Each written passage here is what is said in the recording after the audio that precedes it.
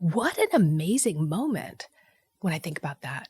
2019, and the world is changing dramatically. Of course, there was COVID in 2020. So who was at the center of that to enable the CIA's impossible mission around the world? Well, it was all the digital tech folks, right?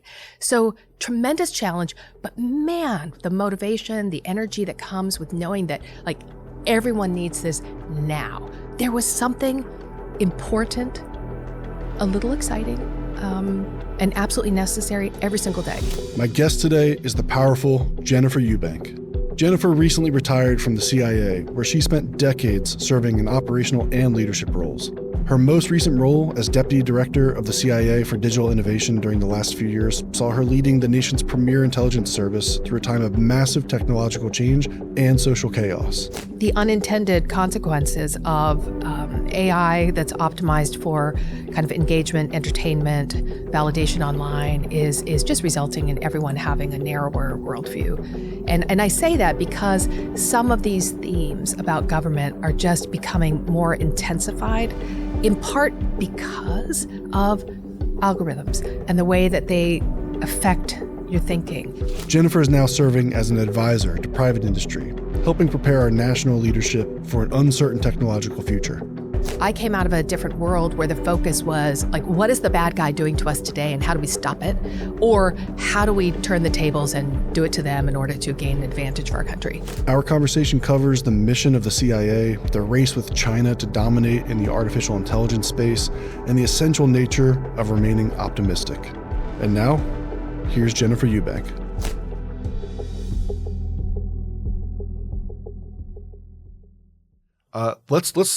Let's jump right in. Tell us about yourself. Tell us your background and what you're up to. Oh, goodness. Okay. Long version, short version. We got time. We got time. Okay.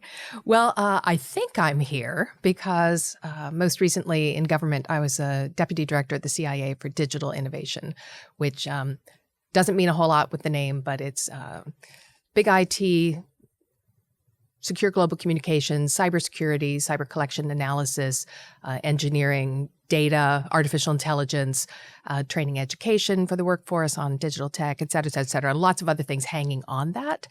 And I retired about a year ago. I'm currently serving on a number of boards with a couple of consulting companies on the public speaking circuit and doing some writing and lots of other things. Commenting on the many things that are available out there to comment on. Exactly. But my path to all that it was probably non-traditional. So I joined the CIA in waning days of the Cold War, and I was in the operational world. And I spent decades living and working around the world, studying new languages, meeting new people, tackling new problems, collecting secrets on the plans and intentions of our adversaries, and then leading teams in doing all of that. And somehow that led me to the world of digital tech, which doesn't make a whole lot of sense, but there you have it. And I was asked when I took this job, this last job in government in 2019, I was there for 4.5 years, sort of what brought you there? And the nice way of asking, well, why is somebody from the operational world now here pretending that they know digital tech? And what I realized upon reflection is that entire history of the world of espionage for, let's go back even further before I joined, all of it parallels the development of technology. And what I experienced throughout those decades was challenging missions, impossible missions, driving technological innovation. And so any given day, didn't matter where I was around the world, if it was a conflict zone or fancy capital somewhere in a nice country, impossible challenge lands on your desk one morning. The president expects X, or policymakers need Y, and you always have this series of responses. First one is often like, well, I don't know how the heck we're going to do that, and then the second one is, okay, well, we're going to do it, and the third is, then how do we get there? And I've used this analogy so many times. I hate to overuse it, but it's sort of that Apollo 13 moment every single time in the world of operations, right? We are a team small, medium, large, doesn't matter. We are a team playing an away game, often in hostile territory, with the resources we have. We have these people, we have these skills, we have these technological tools, we have these partners, et cetera. So you lay it all out, literally and metaphorically, on the table, and you figure out, like, how am I going to solve this impossible problem? And how am I going to get back to Earth in the Apollo 13 example? And often what I realized upon reflection is that often, particularly on things that weren't on a rapid timeline, there was a piece that ultimately ended up driving that cutting edge of technological innovation, because we had amazing engineers, really creative technologists who were like, okay, well, I can build something really cool that will solve that problem. And then all of a sudden, you've solved the entire systems engineering problem because you've got all the pieces of this puzzle. And at the end, you create magic. And so this trajectory in what seems like a very traditional world of human intelligence, the world of James Bond and all that kind of stuff, which is fun. It's not entirely accurate, but it's fun. That whole world was this dance every day between technology and humans. And that's ultimately what that final role at CIA was all about. It's about humans and machines partnering to solve problems that otherwise we could not solve. So it was a great run of 4.5 years, really pivotal time. I was thinking about the time, there's not like there wasn't much going on in 2019, 2020 timeframe. I would say, so 2019, 2021, 22, I've often described it as a period of unparalleled complexity for the intelligence world. And so let's take listeners back a little bit, right? So in the digital tech world, there are a number of adversaries out there that were super visible. They still are today. We talk about Russian cyber actors, for example, right? So in those late teens, in 2015, 16, 17, 18, we heard and saw them a lot, right? And so I think the general impression was, okay, these are the most formidable adversaries that we face. And quietly, silently, that was not true. They were the most visible, the most active, and the most aggressive. And yet, what was happening below the surface was the buildup of this extraordinarily comprehensive, ambitious, sometimes audacious, and well-resourced program coming out of the PRC. And so by 2019, we were already seeing how China was adopting new digital technologies to enable so many aspects of their statecraft, of their kind of geopolitical competition. So I studied this a lot while I was in the field, the pointy end of the spear, people say, where you're up close and personal with your adversaries and seeing the impact of the use of these new digital technologies against us. And then, of course, we're using them against bad guys too, right? But what I realized by studying the national digital strategy that was emerging out of the People's Republic of China is that you had kind of capability, plans, intentions, and then you had a perception in Washington of what the threats environment really was. And there was a disconnect. And maybe it was just coming out of the world of human intelligence that, I take A plus B plus C, a little bit of intuition and common sense, and I come up with D. And to me, it was clear that we were in a race with the People's Republic of China to, at least in the intelligence world, to develop and adopt AI in a comprehensive way that would really enable our mission, or we risked just obsolescence. Right. Because we're playing, you're never playing the game alone, right? There's a backdrop to all this. There's a threat environment, and the threat environment was becoming extraordinarily challenging. So I'll mention one last thing. So imagine you're a case officer, as we used to call them, right? We still call them. So an operations officer, folks? The people out there recruiting spies, running spies, committed to maintaining secrecy, keeping them alive, all of this, right? But imagine doing that in a world where everything you do, everything you go, everyone you talk to, every activity is recorded by a sensor somewhere. I think last count, something like 20 billion sensors around the world, if you add in like IoT devices. And growing. It's growing, I think, almost literally exponentially, right? Overused term, but I think in this case, you could plot a graph and you could say, oh, that's pretty much almost exponential. And so imagine if you can, like, how do you do that? How do you solve that problem?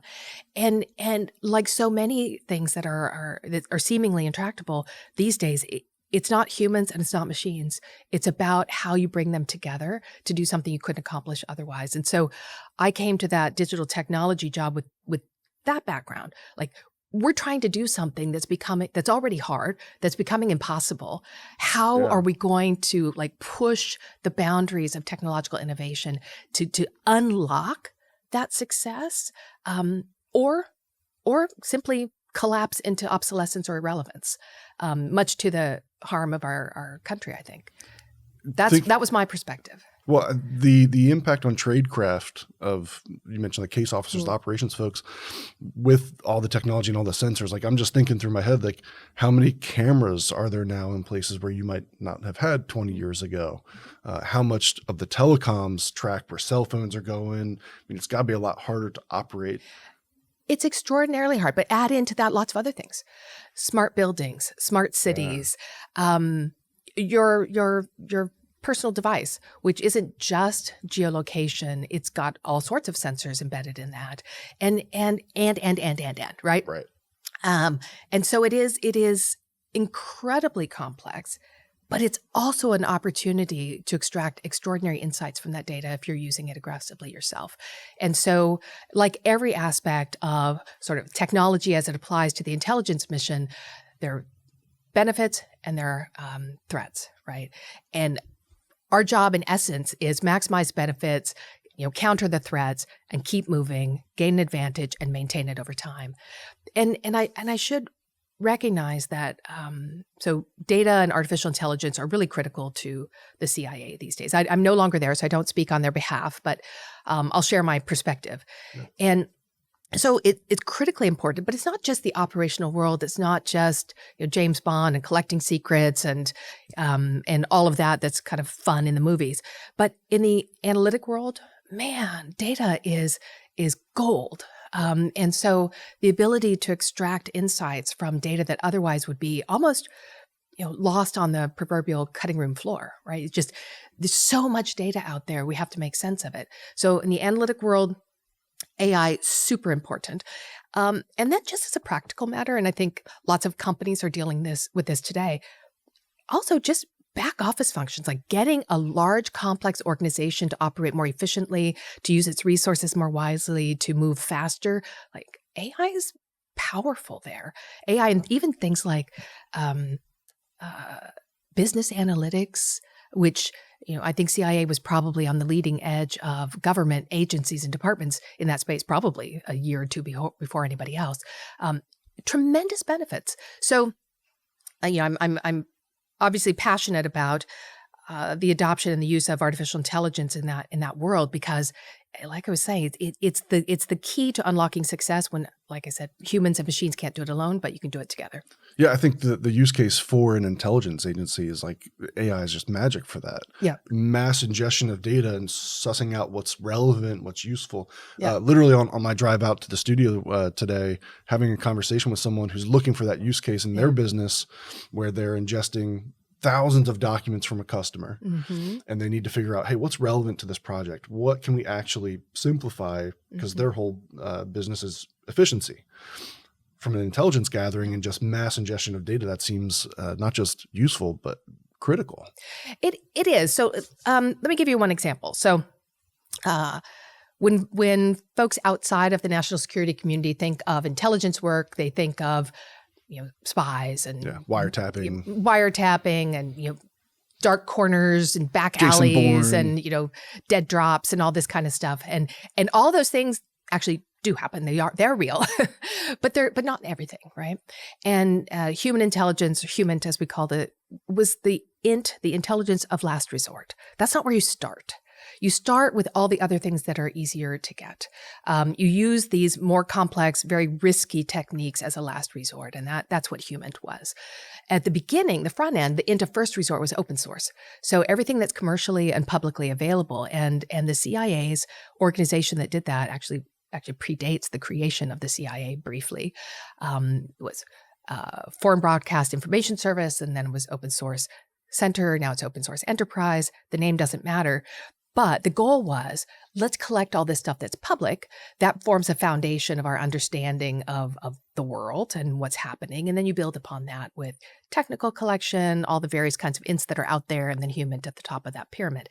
Well, as you might imagine, with the explosion of digital technologies and sensors and automated dissemination of information and social media platforms, and you name it, this explosion of stuff that's available publicly and commercially, that was a tremendous boon for the open source world. So bravo, huge success. We had this dramatic transformation in circa 2017 to 18 from a legacy system of having open source experts and partners all around the world, watching video, reading the newspapers, reading magazines, translating articles, and sending them in. And this became an automated, largely AI-powered workflow, just collecting all this through digital means, and then having human expertise. So the good news was that with the explosion of this available information, our open source collection just ballooned, right? The bad news, what are you going to do with all that, right? If I'm an analyst, for example, and I'm following some specific thing, I follow Russian military in the Far East. So I would come in every morning, I would find my feed of information for decades, and I would have some newspaper reports, maybe some video clips that came out of news out of former Soviet Union, later Russia. And maybe I would have a few bits and pieces of classified reporting from SIGINT or HUMINT. And so that was my workflow. But imagine showing up and now you were coming in the morning, you don't have 20 or 30 things to read, but you've got 400, 500. How do you even how do you deal with that? And so it's a long way of saying that this open source world has been kind of the innovation incubator for the intelligence community. So this is where we really leaned in heavily on AI. And one of the most powerful and impactful things that was developed, this goes back now a few years, was a platform. The name was Osiris. It doesn't matter what the name was, but it was the ability to finally make sense of this mass of information that otherwise was just noise, right? So the ability to start clustering and synthesizing this information into useful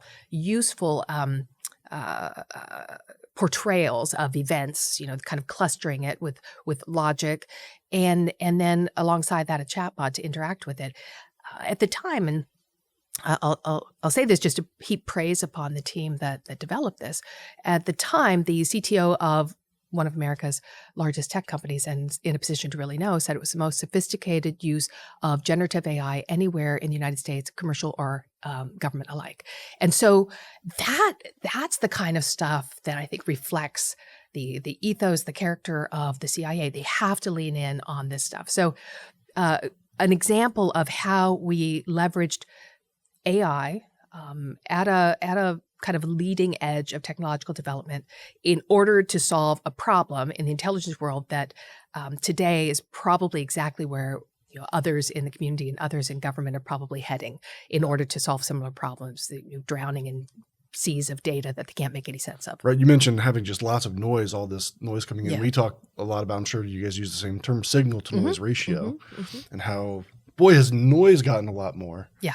And we've overdone it in noise in a lot of cases. In the world I operated in, just like cybersecurity operations, boy, do we love to ingest data. We love to collect as much data as we can. Oftentimes the exercise we create for ourselves is, well, okay, this is not telling us a useful story.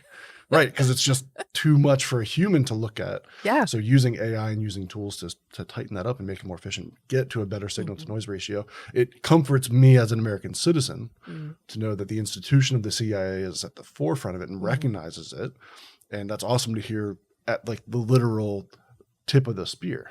Well, it's a great example, right? Cybersecurity is a really great example and timely because, I mean, who isn't thinking about cybersecurity these days, right? But the reality at the same time, if you go back a few years, and I think anybody in government would recognize this, what you have are legacy systems that are just, I mean, they're like Frankenstein's monster, right? And it's no criticism of any of the people because they're super committed. The IT professionals who've built systems and the cybersecurity officers who are defending them and the data specialists who are extracting data, all of them are amazing. But the reality is you have the taxpayers' money and, Congress gives us a budget and we're in a business in the CIA. It's a no-fail business. You cannot turn things off in order to put in something new. And the reality is there's no way you could ever just tear down this, decades of stuff that's cobbled together and build something new and then just lift and shift data, because every single day there is some no-fail mission out there where either somebody's life or national security depend on it. And so you end up, I used to make this claim and I have no way of validating it, but if you think about the diversity of the CIA's missions, the kinds of information they collect, the kinds of environments they work in, the kinds of adversaries who all want to attack our systems, I could not think of any entity on Earth as probably as heavily targeted and has as diverse a technological ecosystem as the CIA. There are others that were bigger, Sure. but the diversity of things that they did, not nearly the same. And so that is a tremendous challenge if you're a defender, right? How do you get there? Because if you go back a few years, those systems weren't optimized for telemetry to inform your cyber defenders at a SOC. That's not what people were doing back then. And so how do you pull that information out of systems not designed to do that and create some useful telemetry and some kind of a capability to interact with it to see what's happening in your systems? I give the CIA tremendous credit, made huge progress, very creative, very committed, and have done, knock on wood, tremendous jobs defending, frankly, the country's most delicate secrets. So it is a hard job, and AI is becoming really critical to this. It sounds like another impossible mission, right? It's kind of like a thread. Is that just sort of the thread you pull through a CIA career? Is impossible mission after impossible where, hey, we just got to get it done? Well, yes, there's an expression that's actually on a mural on the wall. Let me see if I get it right. We go where others do not go, and we do what others cannot do. And that's the whole purpose of the organization. And I joke about this, but any day of the week, you're asked to do something that the average person or let's say person living in a different environment is going to say is, well, that's either crazy or impossible. And that was just Tuesday. Right. That's just a day. That was just Tuesday. You wake up and a crazy thing lands on your desk. And you're like, oh, okay, it must be Thursday. But that's what the CIA is. That's what it was created for. And that's, I think, what the country deserves. You need an organization that's going to lean in, take those risks, really push the boundaries, in this case of cyber defense. But I mean, let's be candid here too, because cyber collection is something the CIA does extraordinarily well. The highest level of sophistication, I would put them head and shoulders above anybody else. And so that's what the organization was created for. That was what work was like most days. I mean, some other days it was, a big government agency. But many days were that. And that's what keeps people there for decades. Yeah, that's what I'm thinking in my head is like the high stakes, but also the importance of the mission. Yeah. And then that sort of impossibility of like, hey, here's a tough problem for the right people. Yeah. That's like the environment to be in. 100%. And I'll make a confession I shouldn't make on camera or on audio because it won't reflect well on me. But when I retired, I spent a lot of time thinking about my career and what did I appreciate, what did I value, how did I come here, why did I spend so many years here, just reflecting on it all to appreciate the experience.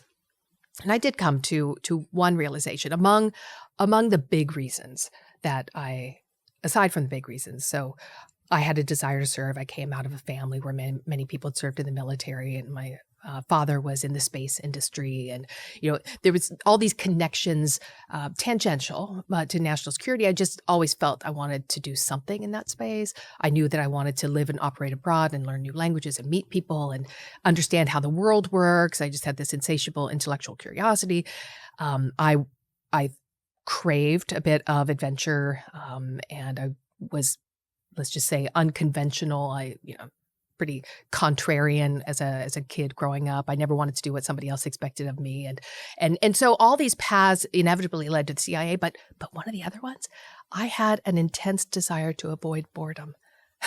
I mean, I just could not envision myself, and no disrespect. For me, I couldn't envision myself showing up in an office 9 to 5 to do something that was kind of a set routine, that I knew what to expect every day.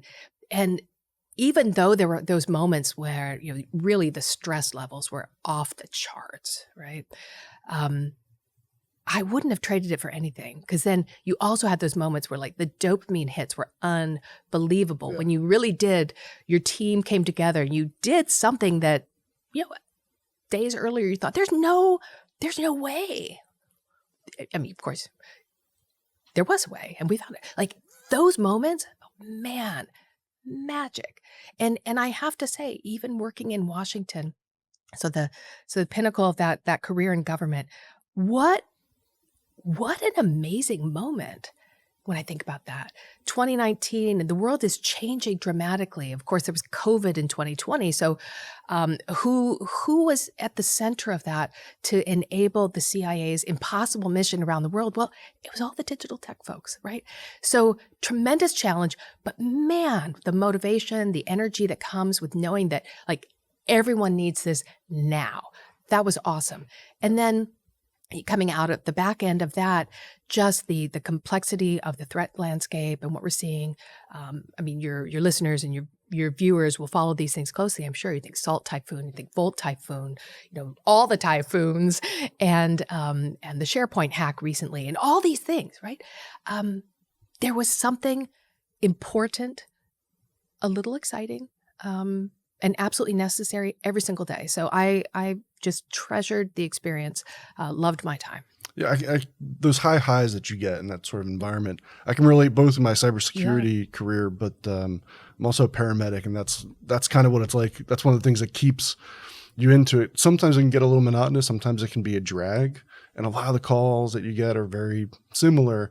And you'll get into a routine where like, hey, you're just running kind of like, you don't want to say BS calls, but calls that are not that much of an emergency. But that's right when it'll get you, where you'll get one where it's like, hey, this is the craziest thing I've ever encountered. It's the impossible problem. You got to cut someone out of a car that's wrapped around a tree and they're upside down. And looking at it when you get there, it's kind of like, I don't know how we're going to do this. But when you do it, because you do it, you figure it out. You get a team of people who are all singularly focused on making this happen. The high you get at the end of that is like, we did something special. Like we did something, had an impact. And knowing you can traverse those sorts of challenges and come up with something gives you just a ton of confidence.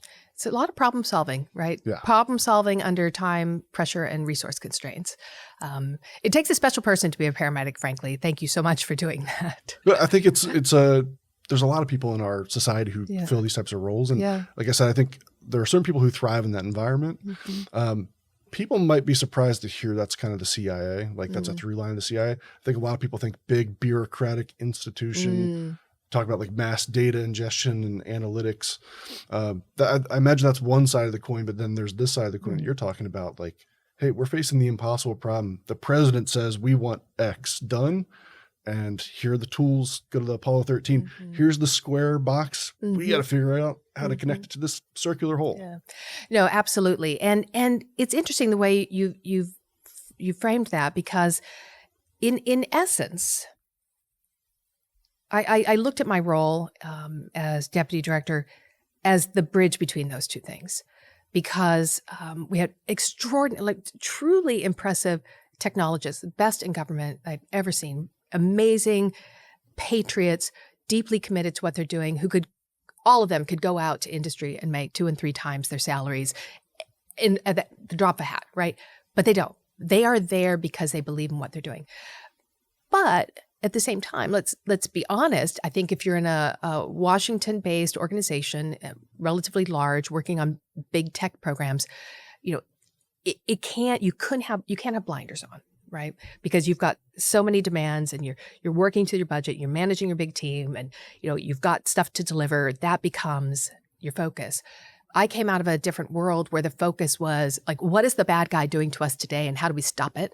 Or how do we turn the tables and do it to them in order to gain an advantage for our country? And so bridging that gap was a really important part of my role. And I did that primarily by focusing on, I'll say, on the People's Republic of China as the most sophisticated, most ambitious and aggressive adversary we had in digital landscape. And that remains true today.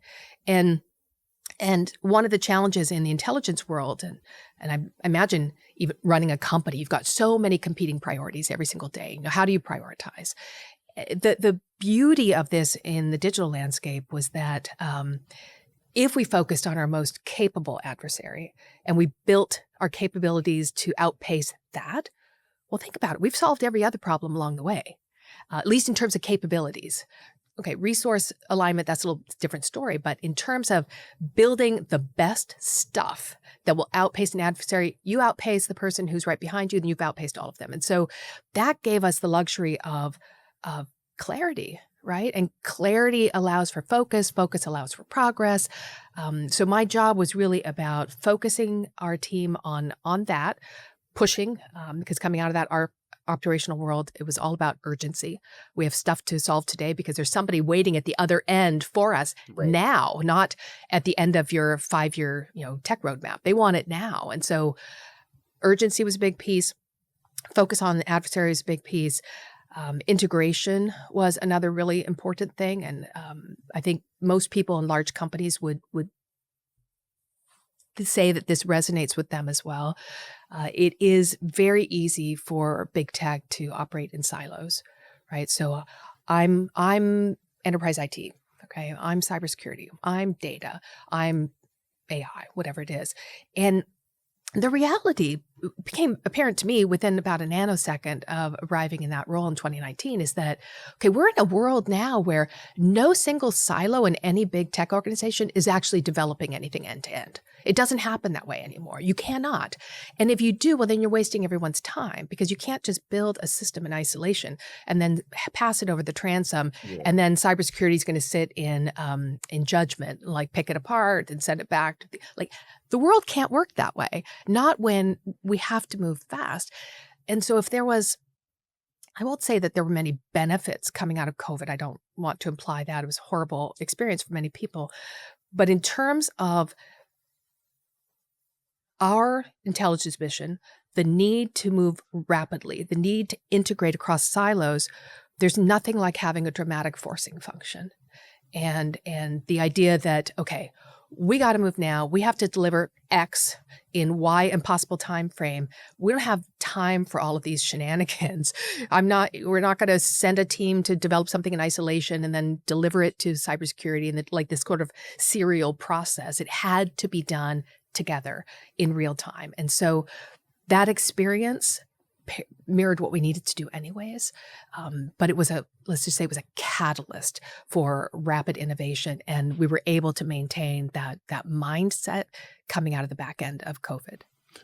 In retrospect, so I don't have the lens of, the big institutions like the CIA, but in the businesses that I've been part of, in retrospect, the way we were approaching product development, software development seems, I don't want to say silly in hindsight. I guess, hindsight's always 20/20, but looking at how it was so siloed and there was such inefficiency in timelines being so slow, I'm glad we're trending in a direction where we're having way more, we've called this like shifting to the left. Yes, exactly. For talks and secure by design and DevSecOps, these concepts of, tighter integration, not having silos where, hey, we build it. And then like you said, cybersecurity tears it apart, sends it back.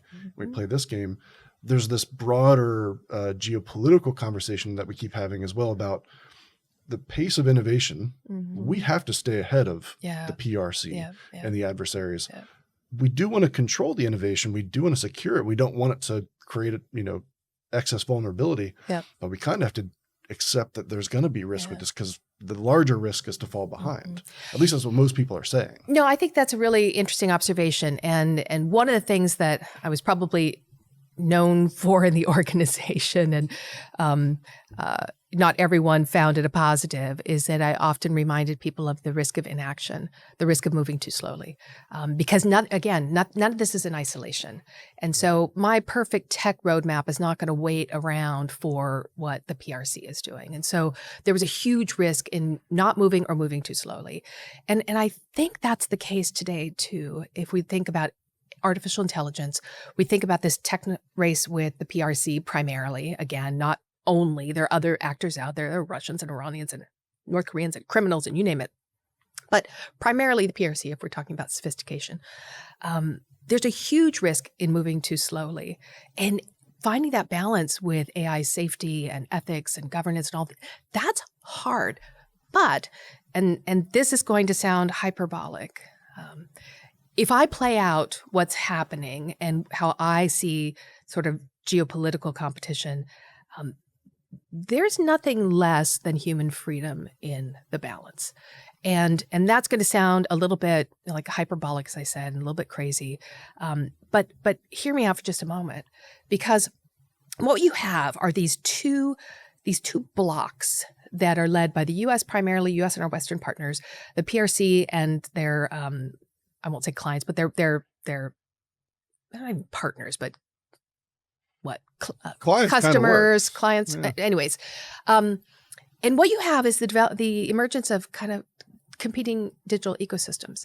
And for all of our faults, our digital technology development is largely centered on innovation for knowledge creation, knowledge sharing, creating capabilities to uplift, inform, educate, whatever it might be, connect, all of these kinds of things.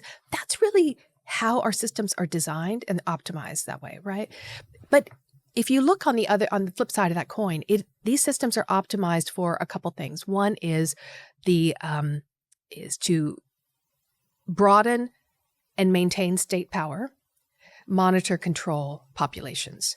And so if you talk about AI safety, you touched on this earlier.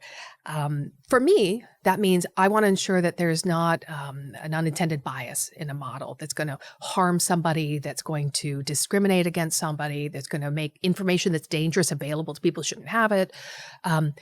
But the other, it's really about AI safety in the PRC is about denying access to information that the state finds unwelcome, right? That's AI safety. And so if you think about AI and data analytics used to monitor and control a society, these systems are being sold and installed all around the world to include let's say the infrastructure of that as well. Fiber optic cables, data centers, 5G systems, and then next gen in the future, and lots of other things that are connecting systems that will either create, collect, analyze, or transport data. All of that is feeding this digital authoritarian model, and there is a race. So there's a race for global influence and power. I still think for all of our many flaws as a country, I would still prefer to see the United States in that position because we're not generally seeking to do anybody else harm. But I think it's even more critical for thinking about the future of AGI, so artificial general intelligence, and what happens when that is achieved, and the breakthroughs that are expected in that. And experts disagree what the timeline is. Is it going to be 6 months from now? Is it going to be 10 years from now? Who knows? Will we notice it in the moment when it arrives? I don't know, Yeah, right? that's the thing. Will it be one of those things we think is going to be like boom, and it ends up just, oh wait, it's here, right? But I desperately want the U.S. and our allies to be there first, because it will be a once in a lifetime strategic advantage, and to have that in the hands of an authoritarian regime whose interests are just inimical, like they just are antithetical to human freedom, I think is a real problem. I can see why you would clarify that might sound hyperbolic, and maybe to outsiders of sort of the stakes here, it sounds hyperbolic, but I think that's dead on. I think if you just play out, how does this unfold? Right. With AGI, which comes first? Are we going to have a realistic quantum computing capability before AGI, or AGI help us get there? Like, who knows what's going to be first? But man, so AGI, say, cryptographically relevant quantum computing capability, the confluence of those two things, I mean, dramatic things become possible. Really good things. Yeah. In But some some cases. extraordinarily challenging and potentially dangerous things too. And I want technologists who are focused on innovation and safety and ethics to get there first. Yeah, I love the way you frame that. The sort of the two blocks that are rising. We've had the conversation before with some folks on the podcast that as we talk about cybersecurity and national security being so tightly integrated at this point, the fact that we are, like, our critical infrastructure is so susceptible, one of my great fears is that we'll take action to control things in a way that an authoritarian regime might, out of the fear of, like, well, hey, what's a great way to stop all these APT threats coming in? A great firewall, which concerns me that we could trend that direction. I don't know if there's, any signal to that. I think it's a legitimate concern. And I've been doing a bit of research. I haven't come to many conclusions yet, so I'm not going to say anything too dramatic. But doing a little bit of research on how digital tech itself can encourage more authoritarian tendencies. And then how do you put guardrails in there to ensure that the technology reflects your values as a country, as a nation, as a system, company, whatever that might be. And I do think there's something in that, because it's that balance between wanting to deliver services, wanting to protect against bad actors, but where's that line? And I do think about that a lot, and hope that we will continue to, let's say, innovate our way there. But it is always going to be a cat and mouse game. There's no end state, as you know, in your world in particular, right? If in IT and cybersecurity, there's no done here. Yeah, it's never exhaustingly you're true. never done, because it is a cat and mouse game. So just think about what's been happening really accelerating the last few months, but it's been coming for a while with generative AI in the cyber criminal world, in the cyber state actor world, in cyber defense. And it is, offense generally is going to lean in. They're going to be a little more aggressive because they will take more risk. They're not obligated to get everything right all the time. And so they're going to lean in first. They're going to use AI tools in order to, I think most recently we've seen these reports about patch diffing, so reverse engineering patches, and getting within that patch cycle fast enough using these tools that they can actually create an exploit, launch them, gain tremendous value from that long before many big enterprises are patching. And so that's what AI is doing on the offense side. And then on the defense side, figuring out, okay, how do you automate actions? But then this is another thing I think about a lot, and I won't go down a rabbit hole, but we're all pushing toward agentic AI, and we need to. And what does that look like in cybersecurity? But what's interesting is that when I've talked to folks about it, or when I've listened to others who are talking about their plans with agentic AI, what they often seem to leave out is the what then. So your amazing cybersecurity system has detected that there's a problem that shuts everything down. Okay, are you a hospital?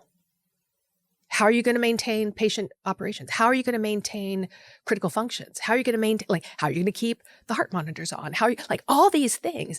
It's not a simple equation. It's really about, okay, then what? How do you sequester? How do you keep resilience? How do you do all that? And just think about that in the intelligence world, in military context, in any national security context, where, great, you're going to need more AI in cyber defense, because frankly, you have to move at machine speed to stop attacks that are coming at machine speed. That's the only thing you could do. How quickly can you bring humans in? How can you maintain resilience? Because there's somebody out there conducting a life-critical mission that cannot stop just because an agent closed the gate and pulled the drawbridge up. So these are all the things people are working through right now, and it's constant tension. I think it's just going to be this way in perpetuity. Offense kind of pushing, and defense rushing to be creative and come up with the solutions. I hear that in my soul about the sophistication that this is going to allow for some of the adversaries who are capable, but you almost kind of laugh sometimes at their antics, like North Korea is an example. Oh, yeah. Like sometimes their antics, you're like, that's very North Korea. Yeah. But this sort of capability can make them more sophisticated fairly quickly.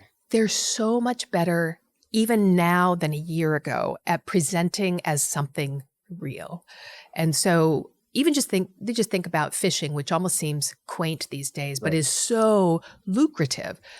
But it's not, there's no foreign prince writing to me anymore saying that, I have an urgent requirement. You just let me park $1 million in your bank account and I'll give you, $200,000. That's not happening anymore. What's happening is really sophisticated and these days bespoke messaging that is tailored for you with an understanding of who you are. Like I had one not that long ago that I was kind of impressed. You might imagine I get a lot of these, right? I was kind of impressed. It's like the resume makes you a bit of a target. Well, so it came from an international shipper that has sent me stuff pretty regularly.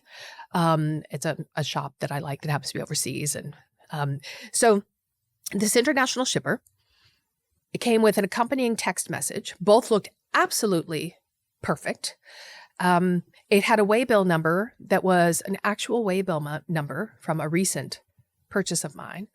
And it was some aspect of, and it touched on an issue of current interest. This was a few months back when real ambiguity over would tariffs apply, would they not, on these shipments from overseas, the de minimis exemptions, et cetera. So there was a topical thing. There was an action. There was beautifully presented phishing attempts. And it was only the pause, because I don't click anything, right? It was only the pause that prevented me from falling down this rabbit hole because, I always check everything. So I just go onto another system and I take the waybill number and I pull it into the other system and I realize, no, I already got that one, right? And then it becomes clear what's happening. But they're so good. They're so good at customizing. And here's the secret. There are cybersecurity experts out there who have fallen prey to phishing attempts these days.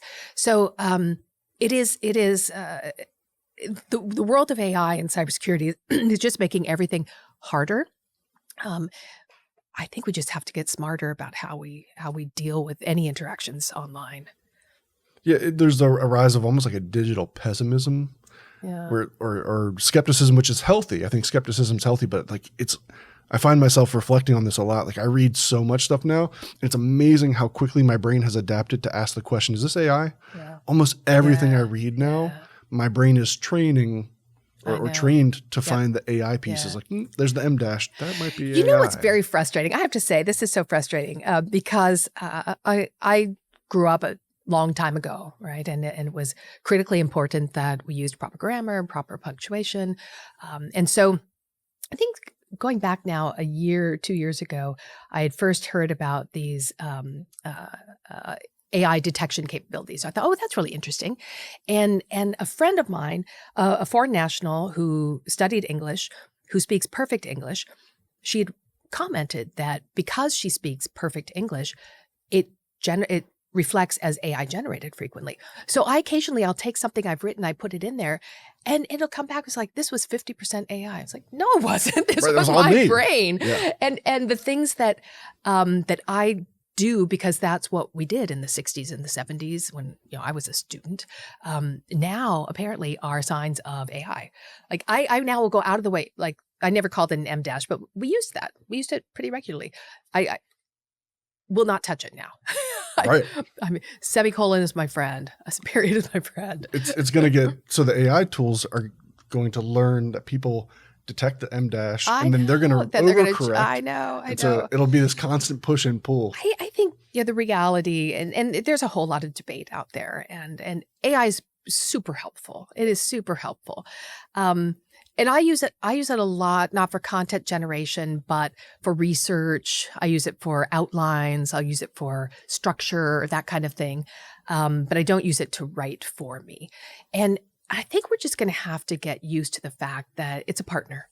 Yeah. And it's silly to think that we should just not use a partner that's going to help us in terms of efficiency, in terms of accuracy, like vetting things. I think that's powerful.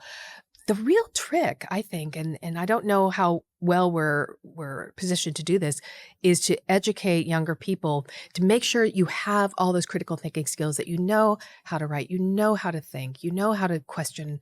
All that needs to be generated pretty much in an analog environment to actually get your synapses firing that way. And then you really can make tremendous use of AI. But otherwise, I'm working with a student researcher at UVA, who coined the term enfeeblement, which I thought was fantastic, with people who are becoming over reliant on AI, and they're finding, like that MIT study, maybe you read it recently, showing that actually brain function starts to diminish if you're over reliant on AI, and it seems like a kind of a funny issue at times. But I think that's one of those critical ones. We're just going to have to still have a society that understands how to think critically, how to debate, how to write critically, how to communicate, and then how to use AI smartly. Yeah, it's like there's cars on the road now. Like, we all need to understand how that operates. It has to be integral to society that we have these new tools. And dead on with like the enfeeblement. That's a great term for it. We see it in the IT industry. My own use of AI is kind of like yours. Like, I try not to use it to generate stuff. I use it as a sounding board to clarify ideas I have. But where I found it to be at its best is in a domain where I already have expertise. Exactly. It's incredible. Yep. A great example, go back to the paramedic thing. A lot of times we're sitting around the station. We like to train. We like to keep, sharp on things. And we were talking through a scenario, a pediatric kid, with like a certain medication that's hard to calculate. And a lot of times that's the 3 a.m. call. You got to pull out of your brain a hard to calculate medication dose when it's packaged sometimes a certain way, sometimes a different way.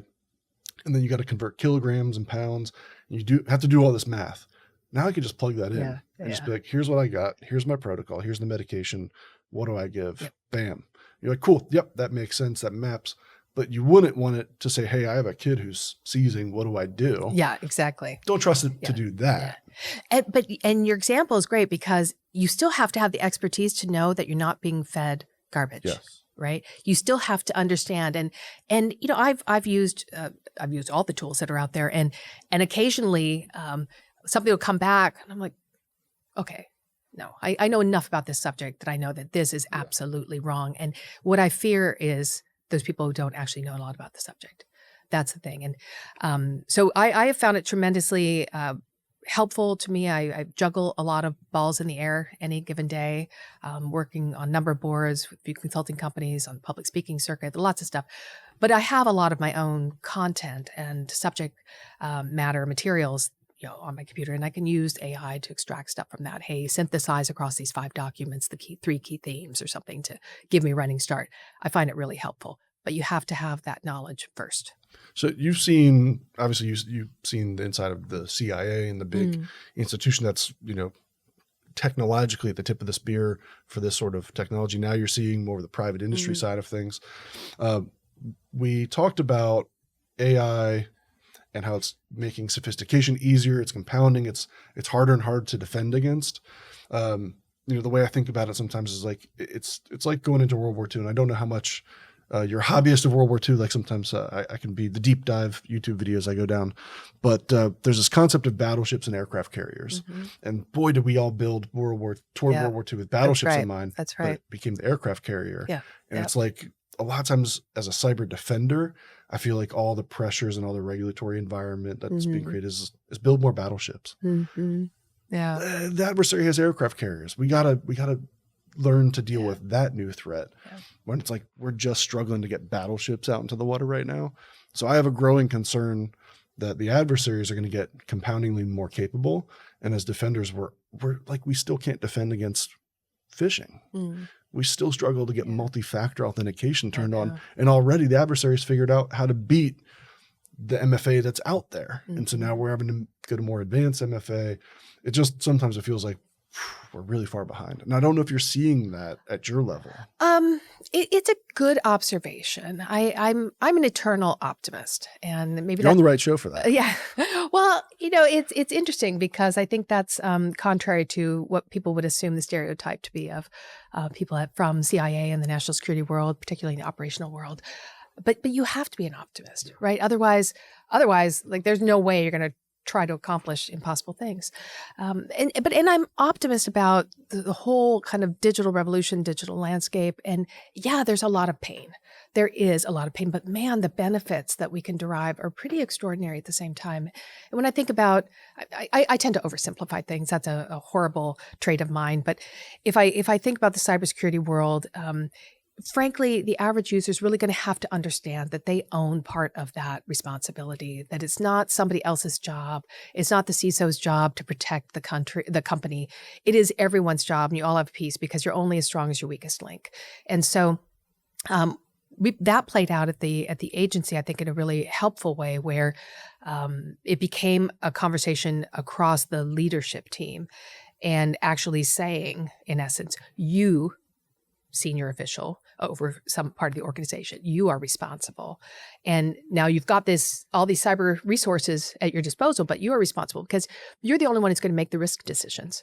You're the only one who's going to understand the data you're trying to protect. You're the only one who's going to understand the operational activities that are underway. Like, you have to be part of this and you have to own it.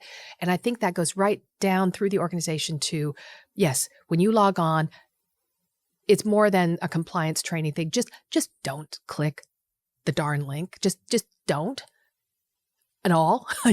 and I think it's just a matter of education. I think it's helpful for people to have a better understanding of the threat landscape and how sophisticated it is. So that's a communication issue, and I think it's just harder in a big organization, but it's really essential. I'm optimistic as well because I work with companies that are at this leading edge in the cyber defense arena. So less so on, let's say, the analysis of telemetry and kind of monitoring systems. I have worked with companies like that, but at the moment I'm working with a dark web data and analytics company doing amazing work that is really feeding that cyber threat intelligence in a powerful way, working with what I think is the world's leading provider of deepfake detection at enterprise level at machine speed, just extraordinary stuff. And then all these other pockets. I work with a cloud provider. So what I see at the intersection of all of this is tremendous innovation, trying to ensure that we can close that gap as much as possible with the offense side of cyber. Some days we're ahead, but I think most days we're going to be like slightly behind. But is it a cause for pessimism in my world? No, we just have to keep moving. A relevant sort of connection there is something we talk about on the podcast fairly regularly, which is institutional skepticism that's rising in in American society, and I think probably broadly. There's a lot of people that hear people talking about the CIA and they have a lot of skepticism. Yeah, a lot of people see us or see the CIA as the enemy. I know, right? As something to be skeptical of, and then something that's way too bloated and too powerful and too bureaucratic. I always try to make the point to people in my personal life who aren't in this world that everyone I meet that comes out of institutions, like you mentioned, these engineers who work at the CIA or any institution in the government, they could make 3, 4, 5 times in private industry. Yeah. They choose not to because they truly believe in the mission they're on and they're properly motivated. Yep. Curious what your thoughts are on this rise of skepticism and how to respond to it. No, that is a huge challenge. And it's understandable and it's disappointing, of course, for those who work in government and who see that their motives are pure. They're trying their best to help protect their country. But there is a high level of skepticism out there, and it's growing. And part of it, this may sound like a slight tangent, but it is connected. Part of it is we live in this world of algorithmic manipulation, and you've got a variety of forces out there. You have foreign actors who are trying to influence opinions and drive fissures in society, and they're finding these touch points that are explosive in society and putting out disinformation, putting out deep fakes, all that stuff that the adversarial landscape reflects. And then at the same time, I think the unintended consequences of AI that's optimized for kind of engagement, entertainment, validation online is just resulting in everyone having a narrower worldview. Yeah. They're just in their proverbial echo chamber, and that echo chamber is getting smaller and smaller. And I say that because some of these themes about government are just becoming more intensified, in part because of algorithms and the way that they affect your thinking. And this is something I fear many people don't pause to consider. If you have the sophisticated equivalent of what was a recommendation algorithm years ago, so the Netflix thing, like Andy liked this, so I'll show you that, right? It's that basically what's happening online in social media, but much more sophisticated level, to the extent that in fact the algorithm, if it could speak, knows your triggers better than you do. And that's all it's trying to do. It is trying to keep your eyes on that content 3 times longer than you would otherwise. And that's success. And so if it makes you angry, your eyes stay. Yeah. If it makes you happy, if it makes you excited, if it makes you sad, like all these things.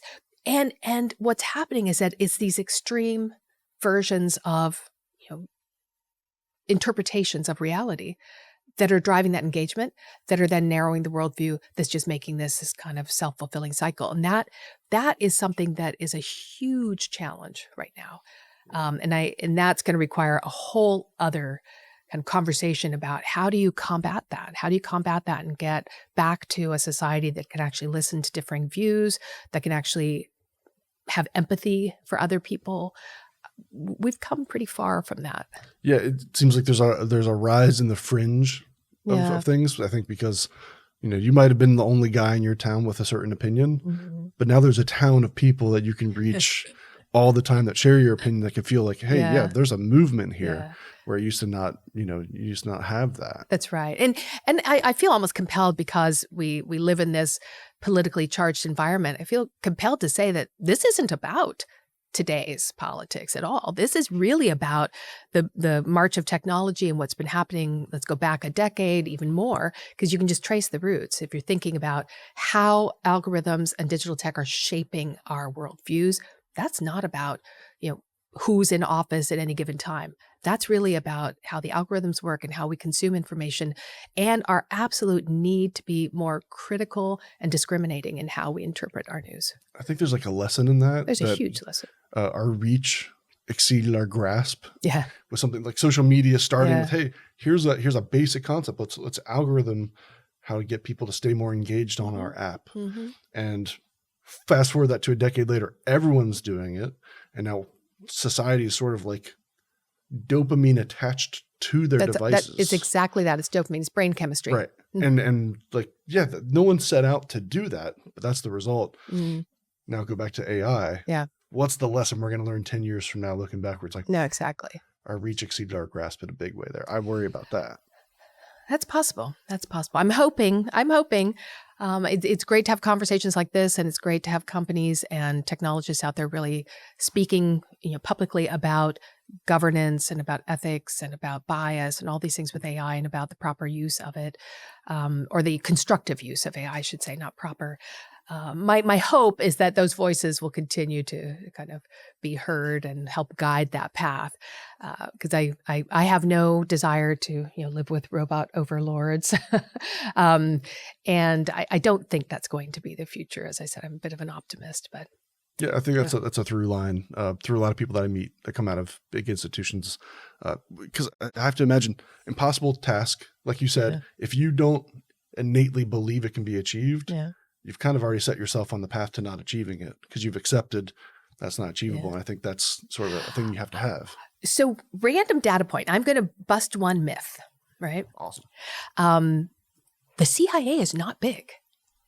And it's interesting, because I was there for a long time. I saw a lot of directors come in from outside. They're politically appointed, so they come from, it might be a military officer, it might be a business person, might be somebody with congressional experience, but we've had a wide variety of them. But every single one who's come in from outside has been stunned to see how much that organization accomplishes with how few people and how limited a budget. And so I say that just because it is a government agency like any other, but comparatively quite lean. How long did you spend there? I spent decades. Did, in your time there, have you, can you clarify maybe for people like what the mission is of the CIA? Because even just in our conversation, there's pieces where I'm like, oh yeah, that makes sense. They are, big data analytics, but they're also at the tip of the spear of spycraft and figuring out how to solve problems. Honestly, the mission, we frame it differently. So it is collection of intelligence, largely on plans and intentions of our adversaries, the production of objective analysis for policymakers. So on that collection piece, James Bond, stop the next terrorist attack, nuclear proliferation, et cetera, et cetera, et cetera. The analytic piece, very interesting. It's a commitment to tell policymakers what they need to know, not what they want to hear. It's a very hard job. Counterintelligence, understanding what our adversaries are trying to do against us. And then a fourth bin, which is covert action. And so that is conducting covert action on the request or on the instruction of the president. And that's the so-called third option. When diplomacy is not enough, but going to war is far too much, that's what you do. And that's the mission. And then all the other stuff, the countries, the issues, that's what populates it. But when we think about the mission, it's really those core four functions, and the targets, the issues, they ebb and flow with the realities of the world, right? I think our viewers and listeners should gain a lot of confidence that someone like you who has spent decades dealing with these impossible problems and seeing that, and then that last job you held in this most critical space of digital innovation and tracking the changes and dealing with foreign adversaries and all that. The fact that you maintain optimism should give everyone some confidence, because I think if you're confident and you're optimistic, it seems like you would have access to a lot of, the scarier, more pessimistic things. My tradition on The Watchers is, because the concepts we talk about are so pessimistic sometimes, I love to ask people where their optimism comes from. For some, it's very personal. For some, it's not. I'm curious where yours comes from. So, probably not fashionable with young people these days, and it's going to sound very quaint and very corny, but I'm a huge optimist about our country, and that's part of why I served. I think America is and should continue to be a force for good on the world stage. I think that remains true. Democracy is a messy thing. Sometimes it's challenging. Sometimes we have conflict around the world, but by and large, I think we are a force for good, and we will continue to be. And I see these days, I'm in the commercial environment, right? I just see companies, really leaning in, trying to create new things for knowledge, for defense, for you name it. And that gives me a lot of optimism about the future. I mean, that's our engine, right? That's the thing that drives our democracy.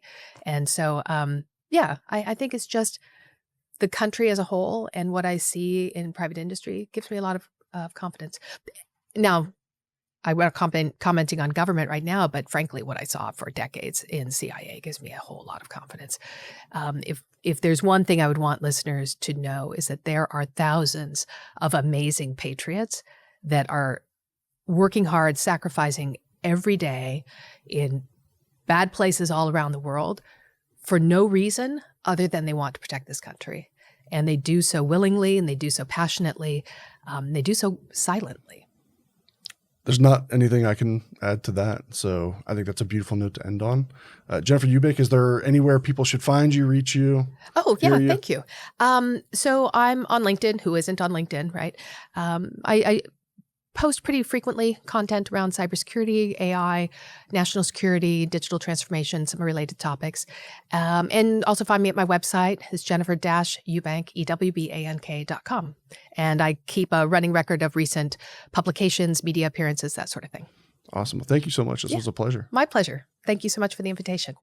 Thanks for joining us on this episode of The Watchers. For more great content, be sure to like, subscribe, and check out our channel. We'll see you on the next one.